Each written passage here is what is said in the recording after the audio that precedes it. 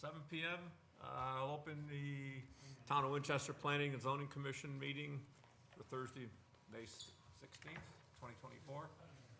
Roll call, Adam Quagliaroli. Charlene Lavoy, present. Peter Marchand, Vice Chair, present. Will Platt, present. And Rista Malanka, present. George Clausen, Chair, is absent excused, and Craig Sandin also. And also John Cooney. So tonight I'll be seating Rista Malanka, Charlene Lavoy, and Adam Quagliaroli in their places. Any public comment not related to the agenda items? Any agenda review? No? Hopefully everybody saw my message. We're not gonna talk about parking tonight. We're saving that for Yes, the next I meeting. know that. Public hearings, we have none. New business, we have the town manager and Jim Rollins here to review and discuss the capital improvement project for the town of Winchester.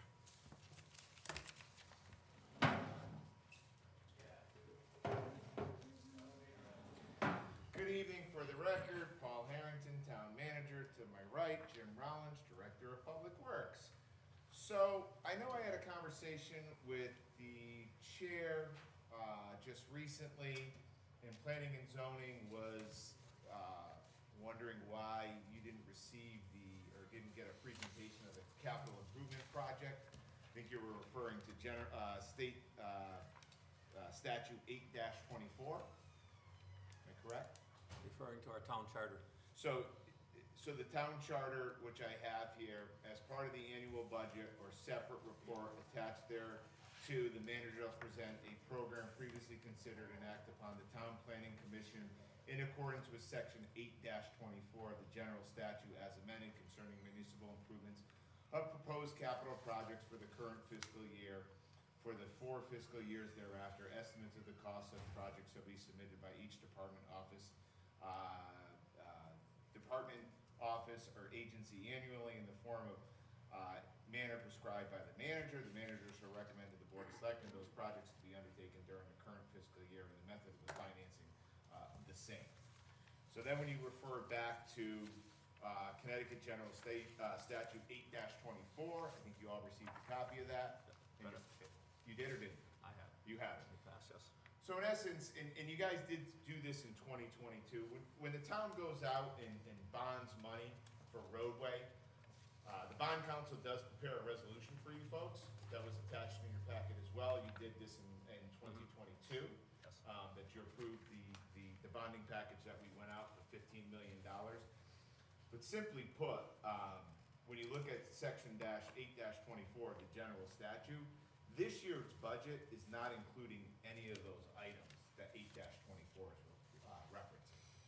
There's no action that I need as the town manager or the board of selectmen needs from all of you for the budget to go forward. We're happy to discuss the projects with you all, but I would say in future years, we obviously have many public budget discussions, come to that, but ultimately there's no approval that we need from the Planning and Zoning Commission to continue with our budget process. As you know, Monday night we went to town meeting, we've adjourned it to referendum on June 1st. Voters are free to vote the budget up or down, but at the end of the day, there's no action that I need from this board tonight to submit with the budget in order for any of those projects to go forward. Have the budget passes on June 1st. Jim and any of the other departments that have capital items are free to go ahead with those capital projects. Questions? No, that's your interpretation. We have a different one. I'm open to hear your interpretation. No, I'm just saying past practices. I've been at planning and zoning for 10 years. Okay. Every year, always approved the capital budget, Okay? reviewed it, never been any problems. My personal opinion, and that's only mine, I don't know about the rest of the commission, but if there's ever any question going forward over the next year about the capital budget, and somebody said it wasn't approved by planning and zoning or didn't get run through it, it's a quick, simple thing to do. So, My question is why would somebody ask if it went through planning and zoning? you've been here 4 weeks. I've been here 50 years plus. If I respect that, I've also been in government for well over 15 years, and my first position was on planning and zoning. I don't believe planning and zoning commissions act differently in each town. I believe planning and zoning is set up by state statute and ordinances, and they pretty much run the same.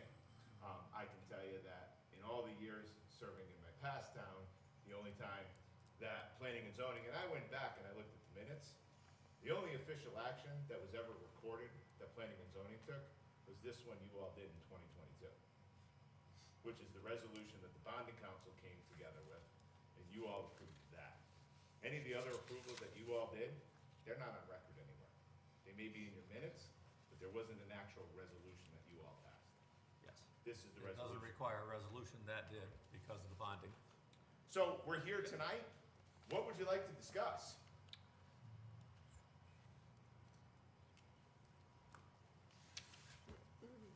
Members, open it up. Any questions? I believe you all have a Yes. copy of the capital Yeah, budget. we do, that, so.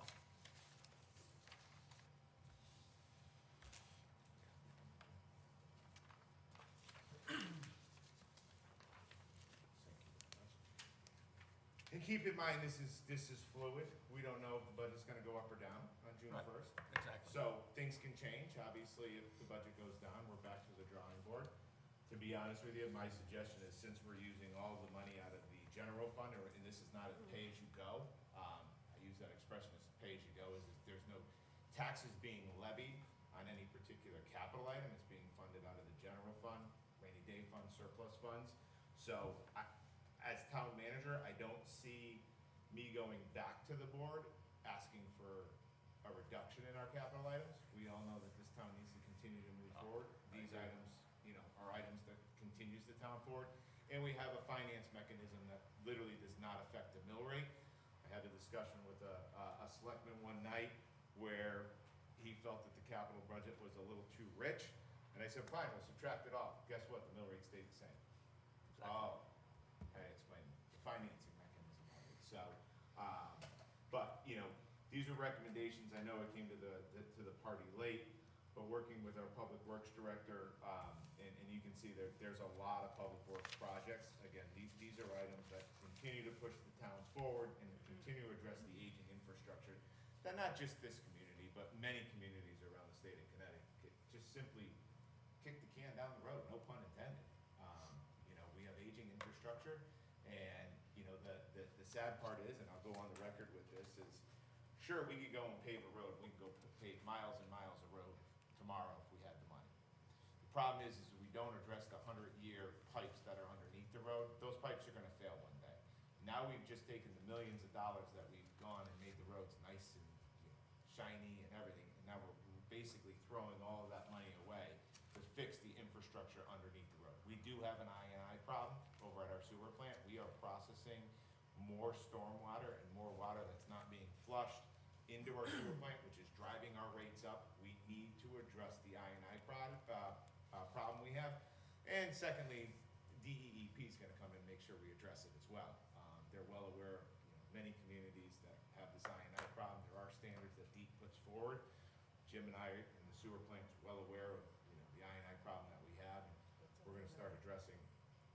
I&I is inflow and infiltration. Sorry. So stormwater or groundwater making its way into the sewer mains and going into the plant, rather than just water that comes out the drain. So if you look at, a typical sewer plant, let's say, should be doing about 2 million gallons of water a year.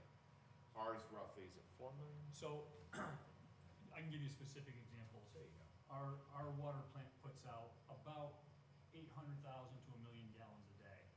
So in a tight sealed system, we should get 800,000 to 1 million gallons of water into the sewer plant a day. We're never any closer than 2 to 1. We're getting at least double what we should. Under the wrong weather conditions, we could be 4 to 5 times as much as that. And that's because of the existing infrastructure now, the piping? Yeah, so Which wasn't built to capacity, or So- the standards have changed? Combination of that plus other things. It's mostly due to aging of the original clay tiles were mortared together, and over the years, those mortar joints just fail. Nowadays, they use rubber gasketed type pipe, Right, and right. it's just some groundwater. There's also the issue of combined stormwater and sanitary, whereas that's where it dovetails more into the town budget, whereas the infiltration is really groundwater making its way into pipes that aren't sealed tight. That's really more the sewer commission's issue because it's their pipes that are at fault. Right. But the town drainage, so what happens, we can have a spike of 1 million gallons come in 15 minutes after a storm. What that's saying is it's not groundwater infiltrating into leaky pipes, it's a direct connection somewhere to the storm drain system. Sump Our pumps, storm drains. storm gutters, sump pumps, you know. Some pumps, All these gutters, things. all kinds. All add to it. Well, and it could be, and I've seen it in the town I was at, where the house was literally connected, to the stormwater, and, you know, and where you find this is when you literally disconnect, Yep. and then you run it, and on the map, or you didn't catch it, and all of a sudden you got a backup. So, this is a good conversation, because the town needs to wrap its mind around the infrastructure aging issues that we have. We have to address it. You know, the rates are high. Well, if we're supposed to process, 800 to 1 million gallons a day, and we're processing 2 million gallons a day, or potentially 4 million gallons a day, that's a problem. It's a huge problem. We're sort of unlocking, answers to that problem. Oh, we're coming back, because we have to address the infrastructure. So is that on this list? It's not directly on the list, Okay. it's I mean, tangential, you do a road and the drainage, I see, that's your It's part of- opportunity to, part of other projects, right? No Okay. sense of ripping up a road and not Of fixing course. the infrastructure underneath Yes, it. yeah. Now, this doesn't apply also to the water mains, no, so the Yeah. water mains are newer, they're extremely tight because they're under pressure, right? so. But aren't they also newer? I mean, we don't have Yeah. 100-year-old water mains Oh, we do, anymore. we have water mains. A lot of them. We have water mains still in service from 1890, Uh-huh. so, but How they're many- under pressure, I so. thought you guys had done a lot of We that. have. Yeah, But we figure we have about 5 more miles of mains Okay. that Mhm. need work out of 40, so we're, right. we're well on Yeah, our you're on way, the other but, end of that, okay. And then the difference is with water, it's under pressure. If you have a leak, it goes out. Whereas if you have a bunch of holes in your sewer pipe, water Right, it comes in. So it's a little different equation. You handle them differently. They're easier to find. But it's a pretty complicated, equation to balance. Mhm. But I think it's important, as planning and zoning commissioners, townspeople, is that we go out with the same message of, we have to fix this aging infrastructure, because we do have problems. We can no longer just turn a blind eye to the aging infrastructure that we have. Well, I don't think you'll have a I- doubt about that. Yeah, I think No, you'll man, find that the you're gonna get the population of support here. Winston I is understand. very It's- aware of When that. they gotta reach in their pocket, we may get a little bit. That's where it gets. That's where, roads are inexpensive. The infrastructure underneath them, obviously, is where. Didn't we the get price- didn't we get any of that infrastructure money? It comes in. Come on, Paul, get out there. We Did we did. get that I'm Build the Back new guy, Better stuff? remember? It's only been my 4th week. Hey, wait, But we're well- on it. We gotta unlock a lot of federal and state money, that could be available. It'll be competitive, because every town is facing the same issue that we're. But there's always money available for infrastructure, isn't there? Yeah, But you always have to pay it back. I, That's the hard part. and it's competitive, And it And is. it's very competitive. So, And that ties in really well to one of the main items, which is number 1 on my list of capital improvements, is the asset management. One of the criteria that's gonna go along with getting, any kind of grants is they're gonna require proof that you have an asset management plan which can maintain and afford to maintain what they're giving you money to build. So that's my number 1 priority, in this capital budget. is maintenance. Asset management is more than maintenance. Mhm. It's everything from managing customer service requests, to cataloging what we have, to putting it on a preventive maintenance schedule to prevent failures, documenting the repairs, What a concept. right? And, it's just, Yep. it's just becoming a thing, because Yeah. technology has Yeah. made it possible, and now that there's a lot of companies doing it, the prices come down to a point that we can actually afford a real system. So, Is that system on this list? it's, asset management should be. Three-quarters of the way Yeah, down. three-quarters of the way down, about 8 lines up from the Yeah. bottom. Yep, and that's just a general term, and that's gonna be an ongoing expense, you know, forever. It costs a lot upfront, and then you have, you know, maintenance fees and update fees, but it's kind of that same adage, if you don't know what you have, how can you manage it?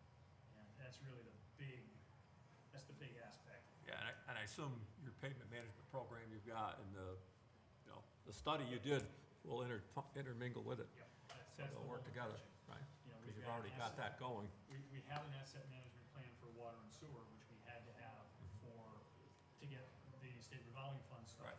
Well, that was all well and good until there was a big shift in the GIS formats, and Esri decided that they were gonna kind of steamroll the smaller companies. So that company just said, well, we can't afford to support this anymore, here's your data. We need a place to put it. Yeah. You know, again, that's gonna be bared by water and sewer, but we have all this information, we need a place to put it. Yeah, And they'll pay their share, but. So we is need this to- actually something new for Public Works, this It's- kind of level of asset We've management? been sneaking up on it. Yeah. We've Okay. tried a couple of low This is budget way more than projects we need that to do. crashed and burned. You know, so it's, and one of the other projects, I don't know, I think it's actually in the bond, not so much in the capital, is the Highland Lake Drainage and the Highland Lake retrofit program. It's in the bond.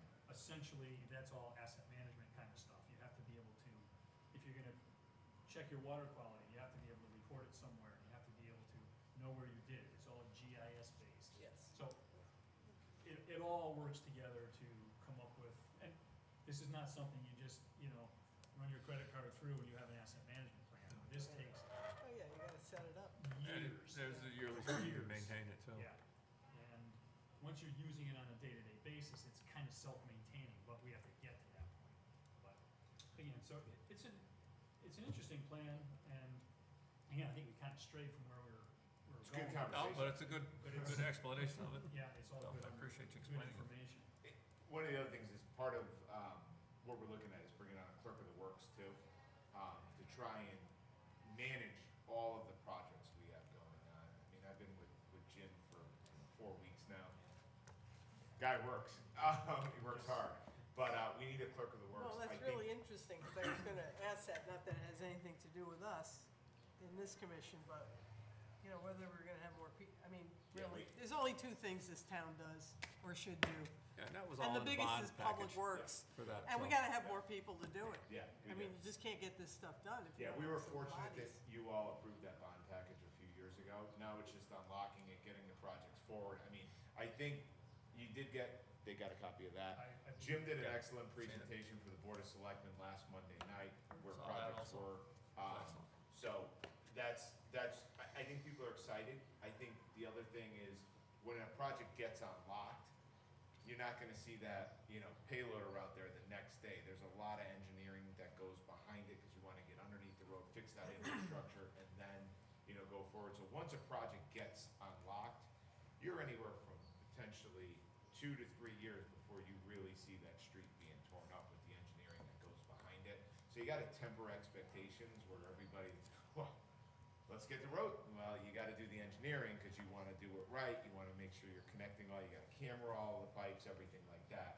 I don't think you'll find Winston people are, you know, biting at the bit here. We've been waiting a long time for everything, so we're pretty used to doing that. You'd be surprised how many calls we got, like, right after the bond Oh, vote yeah, passed. I'm sure. Oh, really? You'd be surprised how When- often my phone When's rings. my road Already? started? Yeah, the biggest complaints I get is when you pave on my road and slow cars down on Main Street. Well, yeah, Are because the it's two all biggest about complaints. infrastructure. I mean, So, again, the biggest part of a small, any municipality is infrastructure. Yeah, yeah. We just haven't been doing it for 40 years. Yeah, so we got quite a bit of state funding to replace those bridges along Main Street, right? That's state and federal. State and federal, yeah. 80% federal, 20% state, with a drip and drab of local that went into it. Yeah. Are we aware of any programs that are sunsetting from state or federal where it's either, go out and get it or you lose it in the next couple of years? And how do we posture ourselves into a position to get that funding? You mentioned asset management, right? Yeah, but having an asset management, and if you're going up against a competitive grant, and you can show you have an asset management plan, and you're utilizing it, you go up. Yeah. Not only, maybe you don't go up unless you've got a really good asset management plan, but you don't just get thrown out and they say, when you have an asset management plan, come back. So, And I'd say the next big thing is execution, right? Proven that you can execute on those funds. having it first, because it's kind of in its infancy. They just, just the fact that we had this kind of mediocre one set up for water sewer, they were ecstatic that we were as far as we were. Like, okay, for now, this is good enough.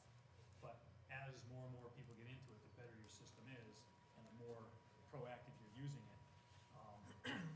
Bridges is a great example, because we do bridge inspections every 2 years. So you want to be able to record that and plot your deterioration curves and get ahead of the expensive problems. Like, that's a classic example. Same things with road surfaces, signage. You can put your signage up and you'll be able to plot which, when the retroreflectivity is failing and when it isn't. And you can keep your signs up, longer on the roads that are facing, signs are facing north than south, because they don't get bleached out. So it's little things like that.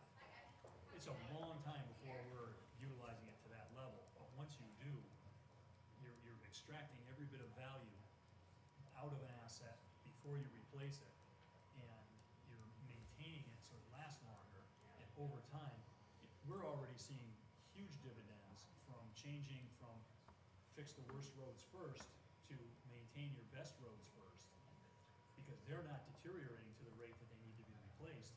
They're being sustainably managed, and now with this bond, we're finally getting to some of those worst roads. So in the last, and it's taken us, I've been here 9.5 years, it's taken us 8.5 to get here. That was something we started a year into my tenure. So everything happens slow. It's expensive, it's time consuming, it's difficult, but if you don't get started, you never get to the point of, reaping the benefits of it. So yeah, I see that as extending your returns on the investment that's asset management. But I'm talking about execution on capital. Like, so you have the list of capital items that you got bonded in 2022. How are we performing on those So capital projects? If you're, From like quantitative Yeah, standpoint. did you get that document? I did. So that document tells a great story of some of the projects that we've taken on, exactly when the start date is, projected start dates of those projects. So Yeah. in general, 4 weeks on the job, you're gonna see a whole lot of stuff flying in the next coming weeks. And then obviously you'll see some, let me see if I can point one out. You'll see some that we have issues and we gotta get through them. You look at, White Street, survey work has started, waiting on DOT to set up project start meeting, neighbor notification has started. When you gotta bring DOT in, how long is that necessarily gonna take? So I think I can give you a simple answer to that. So There you go. Okay. just a general comment though. If I'm going to give someone money, I want to make sure that they execute on it, right? So if I'm the state or federal, I want to see you guys can execute on the capital that's given to you, right? Yep. So I can give you two perfect examples of that.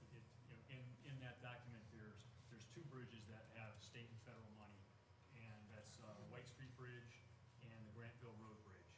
And it's in their hands now. We've done everything we can. Actually, we just put out a memo today. They're gonna start doing the wetlands flagging around White Street Bridge. So we put a memo out just so that if, people call in and say, hey, there's some people crawling around the properties, what's going on? The people that receive those calls have that information. The next, so it's in their court now. We've given them everything we can. It's up to them to do their end of it. So, yeah, and that's one of the main things. We got a guy, our budget analyst and grants manager, Tom, exceptional guy, and he watches those grants, watches out for the time limits, keeps us, calls up and says, hey, we have to renew this one, or we have to, what's the status?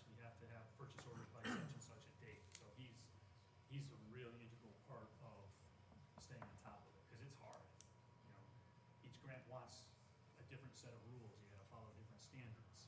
And it's a maze. And, you know, between him and Bart, they really navigate it quite well.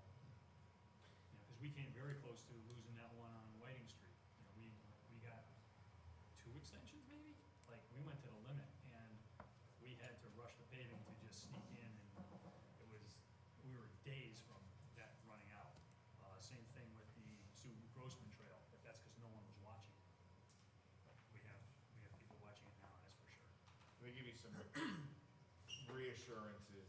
We've done the work, we've received the grant, we're not giving it back. We will make sure we execute, you know, we'll work tirelessly to get it. How do we get more?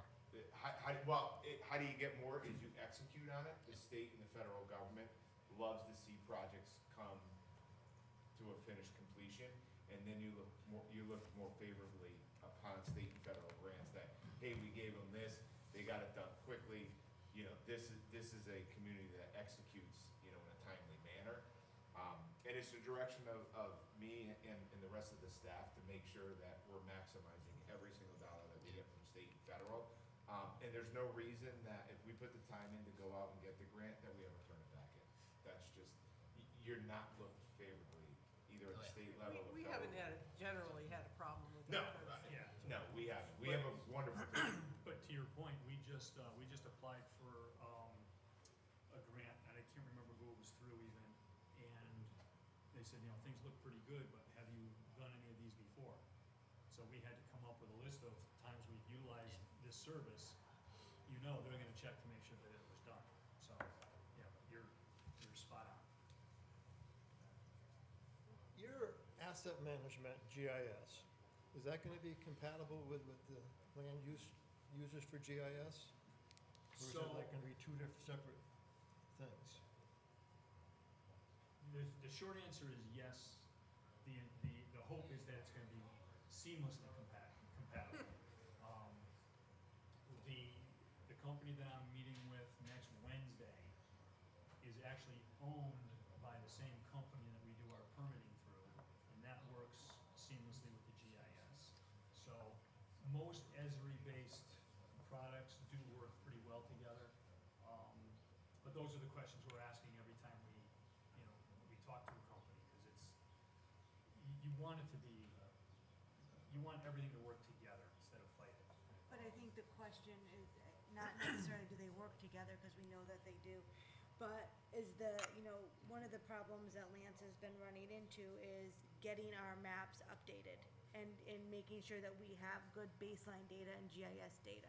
So once we have that data, yeah, they can all talk to each other, but, making sure that we have the GIS services that we need, I think is what you're asking, is to make sure that our maps are accurate, updated as we need them, that the parcel layers or data are updated into that baseline data, that we're all basing all of our software systems on, and our regulatory process is updated in place. And like, when there's a project that comes before, or even property, they file a survey map. Do those survey maps get put into the GIS as the correct boundaries? Because the GIS we have, they're kind of iffy. I think that's less a question of the asset management plan as it is the GIS program. And the answer to that is yes, you can do all of that stuff. The big question comes in, are you willing to pay the cost? Because just buying the GIS gets you to a certain point, and then each feature that we have, each layer that we put on, there's some kind of a cost.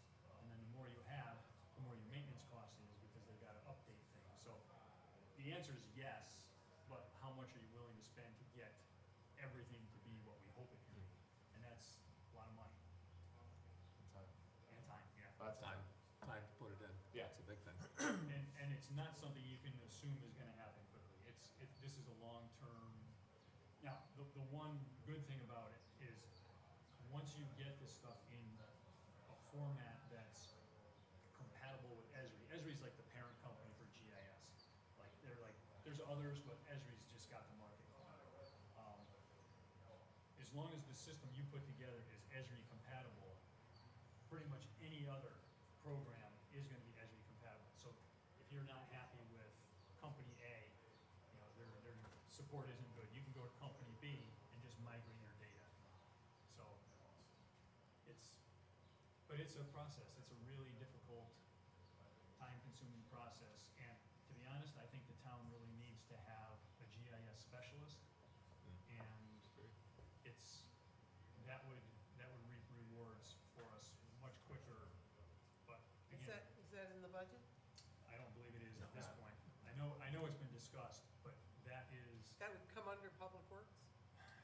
probably land use. It'd be under land use office more than anything, and, you know, the other thing you gotta look at is, it's an initial big lift Yeah, to yeah. get all that in, so it wouldn't necessarily be a quote unquote, it's a full-time position, but not a permanent, you know, there's occasionally you gotta tilt the wheel back, so it's something we need to look at, you know, coming in, you know, 2 days before the Board of Selectmen finalized the budget, didn't, you know, Of course, give, yeah, but yeah. Well, and I'll It's just an say excellent too, that Winston is not the only town that needs it. In our region, Torrington is the only one with a full-time GIS specialist. So up at the Northwest Hills Council of Governments, we've ramped up our staff from 3 to 6 in the past year. So GIS service is one of those things that we're exploring. We do have an ESRI subscription. You mean to do for the towns, So member to, towns? so to be a service that we offer to the member towns. So it might not be full parcel data, it might just be zoning map updates. We're not there yet, we're not quite trained and up to that. But it's something we are ramping up to do in the next couple of years, to provide a regional service, cause like Paul said, it's probably not full-time for a lot of these towns, but it's definitely necessary, and if you're hiring contractors, it's a big cost. So, And even at this point, if it was just guidance, that would be enormously helpful. yeah. in still That's good. peeling back all the layers of the onions, I mean, there's some things that are just as simple as, you know, the corrections. Has any of the corrections been loaded in a GIS? I know in my last time, we brought somebody in, you know, the workload never gets smaller, and Right. I am not complaining about the work whatsoever, but there's just so many hours in a day. You gotta start with just putting the stuff in that you know that Of the course. correct data, and there's where you bring in, and we brought in some part-time help, and so, yeah, we need to, again, it's just another lever we need to correct and get it moving in the right direction, but, we're excited, I mean, And the nice thing about GIS is it's accessible to the public. I mean, 24 hours a day. The public can use it for a lot of useful things.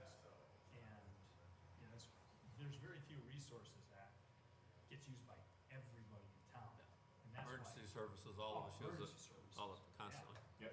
And just, the public in general, they can look up their property, and they can look up their neighbors. If you need to find out who's owning a piece of property because you wanna buy the car in the backyard, you know, just like, you can, it's just enormously helpful. Well, that's the thing that we're facing, is it is very helpful, but when the layers that are there aren't accurate, Right. that causes a problem. So we Yes, need to make sure that those layers are updated, so that, you know, if somebody clicks on to see what zone they're in, it's the right zone. Exactly, I just chased a problem at Highland Lake, we thought we found a piece of property that was available, we thought it belonged to the land trust, that's what it said on GIS. It may have been part of the parcel that they purchased at one point, but it isn't anymore. So, you know, I followed that rabbit hole and said, well, before I really pull the trigger on this project, I better really look it through. So we tracked down the land trust, we talked to all the adjacent property owners, nobody really knew. We read all the deeds and found that that just wasn't accurate, it belonged to one of the properties. And they didn't know it. And they're not paying tax then.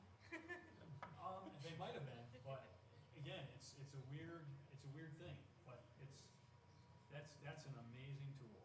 I'm not a big tech fan in any way, but GIS is Text that one. the best. It's the best. All right. Anybody got any other questions on the capital plan or any? Yeah, grand list reevaluation, Yep. down there. So, that was a point of contention, if not like the derivative for the budget deficit, right? Can you speak in more detail what that is? You want me to get it? So, you know, every 5 years, every town has to go through a grant list, and it's roughly anywhere from $200,000 to $300,000. So we create a sinking fund, so we're not in that one particular year going out and asking for $300,000. As you note, the grant list revaluation what we're just doing is Preparing. preparing and not looking to fund a $200,000-300,000 expense all in one Planning year. ahead, I'm sorry? planning ahead. Planning ahead, yeah. That's for the reappraisal. Yeah, so, yeah, every 5 years, every town has to go out. So that's all that is Grandless reevaluation, is just setting up the word sinking fund account to just be ready to take on that $200,000-300,000 Yep. Cost when it comes around. But yeah, it's coming back in 2027. Quick. There's no more discussion, I'll entertain a motion to approve the capital project. Anybody? Second? No, who's gonna make the motion? I'll make a motion to approve the capital project. I'll second. Have a second. Not sure we have to do that, though. Any discussion? No, I don't think we need to do it. Yeah, I was gonna, you're free to We'll say do it. you like it, but. All in favor? Opposed? Thank you very much, Thank you. appreciate it. Are we the only thing on the agenda today? What's that? Are we the only thing on the Yes. We're going, Hey, Jim, Did it it's for you. Thursday. It's not our night. You're It's always Thursday. working late Thursday. Oh, you're right.